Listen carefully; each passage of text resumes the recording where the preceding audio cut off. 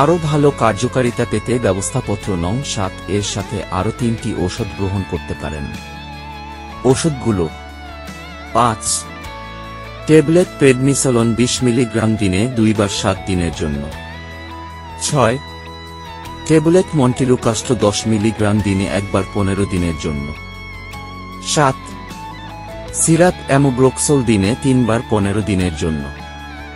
সতর্কতা: এখানে 5 নং ঔষধটি যারা ব্যবহার করতে পারবেন না, যারা 1 তীব্র ডায়াবেটিকস রোগী, 2 হার্ট ফেইলারের রোগী, 3 তীব্র লিভার সিরোসিস রোগী।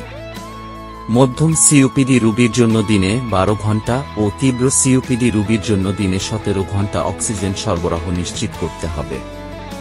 সতর্কতা: উপরোক্ত ব্যবস্থাপত্রগুলো যেসব ক্ষেত্রে ব্যবহার করা যাবে না, যারা 1 তীব্র লিভার সিরোসিস রোগী, 2 তীব্র কিডনি রোগে আক্রান্ত, 3 হার্ট ফেইলারের রোগী, 4 গর্ভবতী বা বাচ্চাদের দুধ খাওয়ান।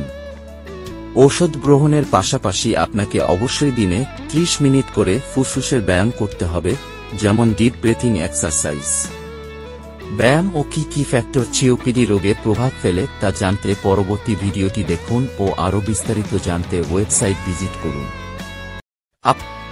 আপনার প্রয়োজন অনুযায়ী যে কোনো একটি ব্যবস্থাপত্র অনুসরণ করুন এবং এর পাশাপাশি যেসব উপাদান বা পরিবেশ এজমা বা শ্বাসকষ্ট তৈরি করে তা থেকে দূরে থাকুন এবং সুস্থ থাকুন। আপনার প্রয়োজনে চ্যানেলটি সাবস্ক্রাইব করুন ও অন্য প্রয়োজনে শেয়ার করুন। ধন্যবাদ।